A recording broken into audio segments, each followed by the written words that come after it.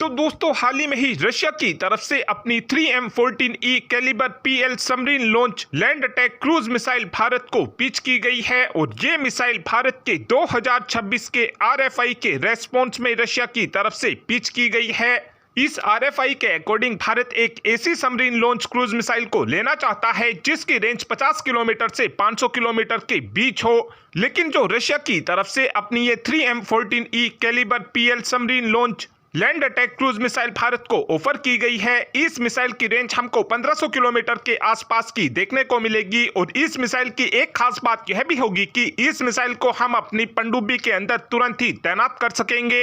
यानी कि हमारी रिक्वायरमेंट से भी 1000 किलोमीटर ज्यादा रेंज के साथ में ये मिसाइल आने वाली है, जिसका सीधा सा मतलब यह है कि हम इस मिसाइल का इस्तेमाल करते हुए दुश्मन देश की पनडुब्बी को काफी लंबी दूरी से ही टारगेट कर सकेंगे। कैलिबर PL मिसाइल की बात की जाए तो इस मिसाइल को हम 533 mm की टॉर्पीडो ट्यूब की मदद से भी काफी आसानी से लॉन्च कर सकते हैं, यानी कि इस मिसाइल को हम बिना वर्टिकल लॉन्च ट्यूब के भी काफी आसानी से लॉन्च कर सकेंगे। भारत इस मिसाइल को काफी आसानी से अपनी किलो क्लास की सबमरीन और अपनी सिंधु घोष क्लास की पनडुब्बी के अंदर काफी आसानी से लगा सकेगा। साथ में रशिया की तरफ से ये बात भी भारत को बताई गई है कि कुछ सॉफ्टवेयर अपग्रेड करने के बाद भारत इस 3M14E मिसाइल को अपनी कलवरी क्लास की पनडुब्बी के अंदर भी काफी आसानी से लगा सकेगा, जिसका सीधा सा मतलब यह है कि यदि भारत की तरफ से इस मिसाइल को रशिया से खरीदा जाता है तो उसके बाद हमारे पास एक कॉमन ऐसी मिसाइल होगी जिसका इस्तेमाल हम अपनी सभी पनडुब्बी के अंदर काफी आसानी से कर सकेंगे।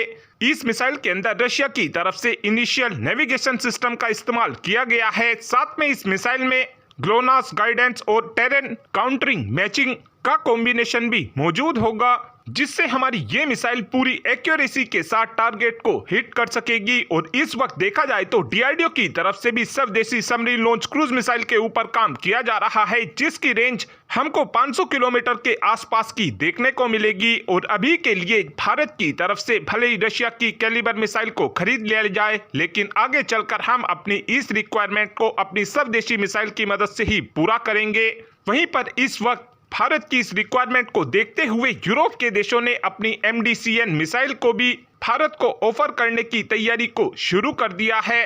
और इस मिसाइल की रेंज हमको 1000 किलोमीटर के आसपास की देखने को मिलेगी। साथ में एक अपडेट हमारी प्राइवेट सेक्टर की कंपनी डायनामेटिक टेक्नोलॉजी को लेकर भी आया है, जहां पर इस समय बताया ये जा रहा है कि हमारी डायनामेटिक टेक्नोलॉजी की तरफ से अब अपने सुपर कातिल ड्रोन को डेवलप किया जा रहा है। अभी के लिए देखा जाए तो हमारी सेनाओं के पास जो लॉइटरिंग एमिनेशन यानी कि कामिकाजी ड्रोन है, उनकी जो रफ्तार होती है वो सबसोनिक होती है, लेकिन जो ये हमारा सुपर कातिल ड्रोन होगा इसकी रफ्तार हमको सुपरसोनिक देखने को मिलेगी। इस लॉइटरिंग एमिनेशन का maximum take off weight 100 kilogram के आसपास होगा और ये लॉइटरिंग एमिनेशन अपने साथ में 35 किलोग्राम के पेलोड को काफी आसानी से लेकर जा सकेगा। इस लॉइटरिंग एमिनेशन की रेंज हमको 350 किलोमीटर के आसपास की देखने को मिलेगी, जिसका सीधा सा मतलब यह है कि हम सुपरसोनिक रफ्तार में दुश्मन देश के टारगेट को लॉन्ग रेंज में भी काफी आसानी से इस सुपर कातिल की मदद से